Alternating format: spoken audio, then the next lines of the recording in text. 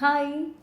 இன்னைக்கு இந்த வீடியோல வந்து என்னோட 16 கிலோ வெயிட்ட வந்து எத்தன மாசத்துல வந்து நான் கம்மி பண்ணேன், எப்படியெல்லாம் கம்மி பண்ணேன் அப்படின்னு தான் உங்ககிட்ட நான் ஷேர் பண்ணிக்க போறேன். என்னோட வெயிட் லாஸ்க்கு முன்னாடி என்னோட வெயிட் வந்து 76 கிலோ இருந்தேன். இப்போ என்னோட வெயிட் வந்து 60 கிலோ இருக்கேன். என்னோட ஹைட் வந்து 163. கல்யாணத்துக்கு முன்னாடி வந்து என்னோட வெயிட்டு 64 அந்த மாரி தான் இருந்தேன். கல்யாணம் ஆகி உடனே வந்து ப்ரெக்னென்ட் ஆயிட்டேன். ஸோ அந்த என்டையர் அந்த ப்ரெக்னன்சியில வந்து என்னோட வெயிட் பார்த்தீங்க அப்படின்னா, கிட்டத்தட்ட 90 90க்கு மேல போயிட்டேன். 92, 94 சம்திங் அப்படின்னு நெனைக்கிறேன். ஸோ 90க்கு மேல வந்து போயிட்டேன். அந்த டெலிவரி டேட்க்கு பக்கத்துல வர்றப்போ 90 கேஜிக்கு ஜாஸ்தியாவே நான் போயிட்டேன். எனக்கு வந்து சி செக்ஷன் தான் பண்ணாங்க. ஸோ டெலிவரி முடிஞ்சு ஒரு 2 மாசம் ஆச்சு. நான் வந்து க்யூர் ஆகுறதுக்கு எனக்கு 2 மாசம் ஆச்சு. அதுக்கப்புறம் நான் வெயிட் செக் பண்ணும்போது 78 கேஜிஸ் இருந்தேன். ஸோ அப்போ வந்து நான் வெயிட் வந்து கம்மி பண்ணணும். அந்த மாதிரியெல்லாம் எந்த ஒரு தாட்டுமே எனக்கு அப்போ இருந்தது கிடையாது. ஸோ குழந்தை பொறந்து 2 வருஷம் அப்படியே போயிடுச்சு. அப்போ நாங்க பெங்களூர்ல இருந்தோம். இப்போ நாங்க வந்து சென்னையில தான் இருக்கோம். என்னோட பழைய ட்ரெஸ்ஸே எனக்கு சுத்தமா பத்தாம போயிடுச்சு. ஸோ அந்த டைம்ல வந்து கொஞ்சம் ஒரு மாதிரி இருக்கும். என்னடா ரொம்ப குண்டாயிட்டோம் போல அப்படிங்கிற மாரி தான் இருக்கும். அதுக்கப்புறம் வந்து சரி நம்ம வந்து வெயிட் லாஸ் பண்ணலாம் அப்படின்னா, அந்த டைம்ல நான் வந்து ஸ்டார்ட் பண்ணேன். நான் சொல்றது 5 வருஷத்துக்கு முன்னாடி சொல்றேன். ஸோ 5 வருஷத்துக்கு முன்னாடி நான் வந்து அ ட்ரை பண்ணலாமே அப்படின்னு சொல்லிட்டு, ஃபர்ஸ்ட்டு ஸ்டார்ட் பண்ணது வந்து வாக்கிங் தான். தினமுமே நடப்பேன். ஒன் பிளஸ் அப்படின்னு ஒரு வாட்ச் இருக்கும். வாக்கிங் வந்து எத்தன ஸ்டெப்ஸ் வந்து நீங்க நடந்திருக்கீங்க அப்படின்னு அத வந்து கவுண்ட் பண்ணி நமக்கு சொல்லும். எத்தன கேலரீஸ் வந்து பர்ன் பண்ணியிருக்கீங்க அப்படின்னு அதில வந்து டீட்டெயில்டா அந்த வாட்ச்ல வந்து உங்களுக்கு காமிக்கும். ஸோ அந்த வாட்ச் வந்து அதுக்காகவே வாங்குனது. ஒரு மோட்டிவேஷனுக்காகவே அந்த வாட்ச் வாங்குனோம். வாட்ச் கட்டிட்டு வந்து தினமும் நடக்கிறது. எப்படியாச்சும் ஒரு 10,000 ஸ்டெப்ஸ் கண்டிப்பா நடந்துருவேன். காலையிலேருந்து நைட் தூங்குறதுக்குள்ள ஒரு 10,000 ஸ்டெப்ஸ் வந்து நான் நடந்துருவேன். வீக்லி வந்து 3, 4 தடவ வந்து அந்த யூடியூப்லலாம் வாக் அப்படின்னு ஒருத்தவங்க வந்து வாக் பண்ணிட்டே வந்து வெயிட் லாஸ் அப்படின்னு போடுவாங்க இல்லையா? ஸோ அத போட்டுட்டு வந்து நல்லா ஜாலியா வந்து அவங்க கூடவே சேர்ந்து நானும் பண்ணிட்டுருப்பேன். ஆனா வந்து அந்த டைம்ல ஃபுட் கண்ட்ரோல் அப்படிங்கிறது சுத்தமா பண்ணதே கிடையாது. நல்ல ஒரு பெரிய கிளாஸ்ல இந்த அளவுக்கு இருக்கும் என்னோட காஃபி கிளாஸ். அதில வந்து மேக்ஸிமம் ஒரு 3, 4 தடவ அப்படின்னு வச்சுக்கோங்களேன். ஸோ ஒரு 3, 4 தடவ கண்டிப்பா காஃபி குடிப்பேன். தோணுனப்போலாம் அந்த ஜங்க் ஃபுட் சாப்பிடுறது, ஸ்வீட்ஸ் எனக்கு ரொம்ப ரொம்ப ஸ்வீட்ஸ் பிடிக்கும். கண்ட்ரோலே பண்ண முடியாது. தினமுமே நான் ஸ்வீட் சாப்பிடுவேன். அப்புறம் நெறைய வந்து சாதம் கூட நெறைய சாப்பிடுவேன். இந்த பிரியாணியெல்லாம் எனக்கு ரொம்ப ரொம்ப பிடிக்கும். ஸோ இந்த மாரி ஒரு சைடு வந்து நான் 10,000 ஸ்டெப்ஸும் அந்த வாக் எக்ஸர்சைஸும் பண்ணிட்டு இருந்தேன். ஒரு சைடு வந்து ஃபுட் கண்ட்ரோல் எதுவுமே கிடையாது. அது பாட்டுக்கு நான் சாப்பிட்டுட்டே தான் இருந்தேன். 1 1/2 மாசத்துக்கு அப்புறம் நான் வந்து மறுபடியும் வெயிட் செக் பண்ணி பார்க்கும்போது, அதே 76 கேஜில தான் இருந்தேன். என்னடா நானும் வந்து 10,000 ஸ்டெப்ஸ் நடக்கிறேன், வாக்கிங் எக்ஸர்சைஸ் பண்றேன். இருந்தாலுமே வந்து அப்படியே ஒரு 1/2 கிலோ கூட குறையலையே! அப்படின்னு எனக்கு ரொம்ப ஒரு மாதிரி ஆயிடுச்சு. சரி நம்ம ஒரு வேளை குறையவே மாட்டோம் போல.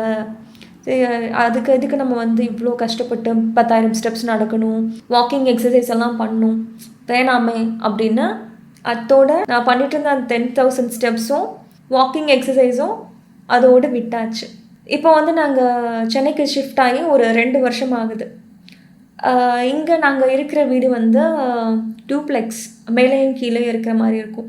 ஸோ கீழ கிரவுண்ட் ஃப்ளோர், அப்புறம் மாடி ஏறி ஒரு 18 படிக்கட்டு இருக்கும்னு நெனைக்கிறேன். ஏறி வந்தா பெட்ரூம். அதுக்கு ஒரு 18 படிக்கட்டு ஏறி போனா மேல வந்து வாஷிங் மிஷின் ஏரியா. அங்கேயே துணி துவைச்சு அப்படியே காய போடுற மாரி இருக்கும். ஸோ இந்த வீடு வந்து பார்த்த உடனே இந்த வீடு வந்து எங்களுக்கு புடிச்சிருந்துச்சு. ஆனா ஃபர்ஸ்ட்டு ஸ்டார்ட்டிங்ல வந்து அந்த படி ஏறுறதே ரொம்ப கஷ்டமா இருந்துச்சு. ஒருவேளை தப்பா வந்துட்டோமோ! ரொம்ப மூச்சு வாங்குதே! நம்மளால முடியலையே! அந்த மாரியெல்லாம் யோசிக்க ஆரம்பிச்சேன். அதுக்கப்புறம் சரி மறுபடியும் வந்து வெயிட் லாஸ் வந்து ட்ரை பண்ணலாமே! அப்படின்னு ஒரு யோசனை வந்துச்சு. ஆனா இந்த டைம் வந்து நம்ம வாக்கிங் அதெல்லாம் வேணாம். அந்த 10,000 ஸ்டெப்ஸ் வந்து நம்ம ரீச் பண்றது, அப்புறம் இந்த வாக்கிங் எக்ஸர்சைஸ் அதெல்லாம் வேணாம். நம்ம ஆல்ரெடி பண்ணியாச்சு. இந்த டைம் வந்து ஃபுட் கண்ட்ரோல் பண்ணலாம் அப்படின்னு தோணுச்சு. ஃபர்ஸ்ட்டு வந்து நான் கம்மி பண்ணது என்னோட காஃபி தான். என்னோட காஃபி கப் நல்லா பெரிய கப்புன்னு சொன்னேன் இல்லையா? ஸோ என்னோடய பழைய வீடியோவில் வந்து வெயிட் லாஸ் ஸ்டோரியில் உங்களுக்கு நான் சொல்லியிருப்பேன். அந்த கப்பு கூட காமிச்சிருப்பேன். நீங்கள் வேணால் போய் செக் பண்ணி பார்த்துக்கோங்க. அவ்வளோ பெரிய கப்பில் இருந்து காவாசி சைஸில் இருக்கிற ஒரு கப்புக்கு ஒரு டம்ளருக்கு நான் ஃபஸ்ட்டு சேஞ்ச் பண்ணேன். அதுக்கப்புறம் வந்து ஜங்க் ஃபுட், அந்த ஆயிலி ஐட்டம், ஜங்க் ஃபுட் சாப்பிட்றது, எனக்கு ரொம்ப பிடிச்ச என்னால் முடியவே முடியாத ஸ்வீட்ஸ் அதையுமே நான் வந்து கண்ட்ரோல் பண்ணேன். வாரத்துக்கு ஒரு நாள் எனக்கு பிடிச்சத சாப்பிட்டுக்கலாமே அப்படிங்கிற மாதிரி ஃபஸ்ட்டு வந்து நான் ஸ்டார்ட் பண்ணது தான். அந்த வீக்கெண்ட் எப்படா வரும், எனக்கு பிடிச்ச ஸ்வீட் சாப்பிட்லாம், எனக்கு பிடிச்ச மாதிரி பிரியாணி சாப்பிட்லாம் அப்படிங்கிற ஒரு ஆவலோடு வந்து அந்த வீக்கெண்டை எதிர்பார்த்துட்டு காத்துட்ருப்பேன். அந்த மாதிரி கொஞ்சம் வீக்ஸ் போச்சு, ஒரு 2 வாரம் அப்படின்னு வச்சுக்கோங்களேன். ஸோ அந்த 2 வாரத்துலேயும் எனக்கு வந்து ஒரு சின்ன டிஃப்ரென்ஸ் எனக்கு தெரிஞ்சது. 1 கிலோ பக்கத்தில் வந்து கம்மியான மாதிரி காட்டுச்சு. பயங்கர குஷி ஆகிட்டேன்.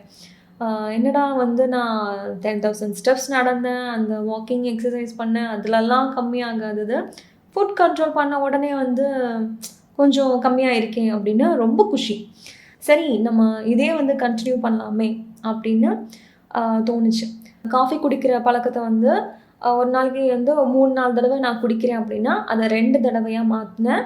அதுக்கப்புறம் வந்து டம்ளர் சைஸ் கூட இப்போ வந்து ஒரு 50 ml தான் இருக்கும். ரொம்ப சின்ன டம்ளரில் தான் குடிச்சிட்ருக்கேன்.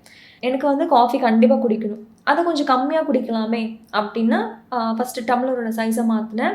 ஸோ எனக்கு வந்து மார்னிங் பிரேக்ஃபாஸ்ட்டுக்கு அப்புறம் வந்து கண்டிப்பாக நான் காஃபி குடிச்சே ஆகணும். ஒரு 5 மணி போல், அந்த 5-5:30க்குள்ளே கண்டிப்பாக ஒரு கப் காஃபி குடிச்சே ஆகணும். ஏன்னா ரொம்ப டயர்டான மாதிரி இருக்கும், என்னால் சுத்தமாக முடியாது. ஸோ ஒரு நாளைக்கு 2 தடவை இது வரைக்கும் கூட நான் அதான் ஃபாலோ பண்ணிகிட்ருக்கேன். சர்க்கரை என்னால் முடிஞ்ச அளவுக்கு நான் கம்மி பண்ணிட்டேன். கருப்பட்டி தான் யூஸ் பண்ணிகிட்ருக்கேன். ஒன்று கருப்பட்டி, இல்லைனா வந்து ப்ரௌன் சுகர். நீங்கள் சுகர் எது யூஸ் பண்ணாலுமே அது சுகர் தான். கருப்பட்டியாக இருந்தாலுமே அது சுகர் தான், ப்ரௌன் சுகராக இருந்தாலுமே அது வந்து சுகர் தான். இன்னும் ஒயிட் சுகர் கம்பேர் பண்ணும்போது அந்த ப்ரௌன் சுகரில் கொஞ்சம் வந்து சல்ஃபர் ஃப்ரீயாக இருக்கும். கருப்பட்டியில் வந்து ஒரு அயர்ன், பொட்டாசியம் அந்த மாதிரி சின்ன சின்ன டிஃப்ரென்ஸ் தான் இருக்கும். ஆனால் சர்க்கரை நீங்கள் எப்படி யூஸ் பண்ணாலுமே சர்க்கரை தாங்க.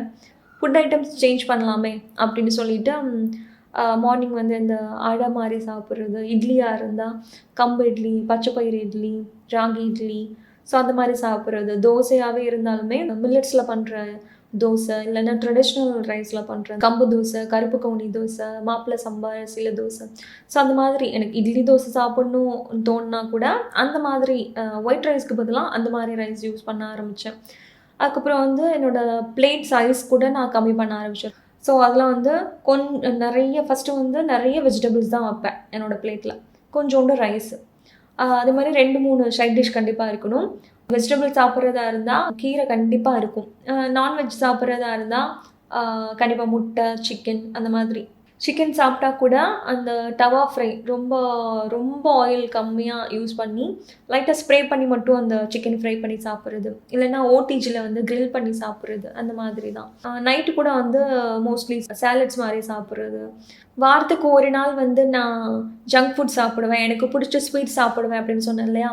வாரத்துக்கு ஒரு நாளுக்கு பதிலாக மாதத்துக்கு ஒரு நாள், அதுக்கப்புறம் வந்து அந்த மாதிரி டார்கெட் செட் பண்ணேன். மாதத்துக்கு ஒரு நாள், இல்லை 2 நாள் அந்த மாதிரி. அது வந்து உமன்ஸ்க்கு வந்து இந்த பீரியட் டைமில் வந்து கண்டிப்பாக கிரேவிங்ஸ் இருக்கும், அதை வந்து கண்ட்ரோல் பண்ணவே முடியாது. இப்போ லட்டு எனக்கு சாப்பிட்ணும் அப்படின்னா ஒரு லட்டு, இல்லை வேறு ஏதாச்சும் ஸ்வீட் சாப்பிட்ணும் அப்படின்னா ஒரு சின்ன பீஸ், அந்த மாதிரி. இன் பிட்வீன் வந்து எனக்கு ஸ்வீட் சாப்பிட்ணும் போல் இருந்துச்சுன்னா ஒரு 2 பேரிச்சம்பழம் சாப்பிட்றது, இல்லைனா வந்து கிரேப்ஸ் சாப்பிட்றது. சீசனல் ஃப்ரூட்ஸ் வந்து நிறைய இருக்குது. இப்போ வந்து மாம்பழம் வந்து 1 கிலோவே 50-60 ரூபாய்க்கு தான் விற்கிறாங்க. ஸோ சீசனல் ஃப்ரூட்ஸ் என்னென்ன வந்து உங்களுக்கு ரொம்ப கம்மியான ரேட்டில் கிடைக்குதோ அதெல்லாம் வாங்கி வச்சுட்டு ஸ்வீட் சாப்பிட்ணும் அப்படின்னு தோணுச்சுன்னா அந்த டைமில் வந்து அந்த ஃப்ரூட்ஸ் சாப்பிட்றது. ஃப்ரூட்டில் வந்து நேச்சுரல் ஸ்வீட் இருக்கும் இல்லையா, ஸோ அதுவே வந்து எனக்கு போதும் அப்படிங்கிற ஒரு ஃபுல்ஃபில் எனக்கு கொடுத்துரும். மத்தியானம் சாப்பிட்டதுக்கப்புறம் தூங்கலாமா அப்படின்னு நிறைய பேர் என்கிட்ட கமெண்ட் பண்ணிங்க. அதுக்காக நான் தனியாக வீடியோவே போட்டிருக்கிறேன். லிங்க் உங்களுக்கு டிஸ்கிரிப்ஷன்லேயும் கொடுக்குறேன், மேலேயும் நான் வந்து உங்களுக்கு டேக் பண்ணுறேன், செக் பண்ணி பார்த்துக்கோங்க. மோஸ்ட்லி வந்து தூங்குறது கிடையாது. அந்த மாதிரி சின்ன சின்னதாக வந்து சேஞ்சஸ் பண்ணி எனக்கு வந்து வெயிட் லாஸ் ஆகிறதுக்கு 6 மாதம் ஆச்சு.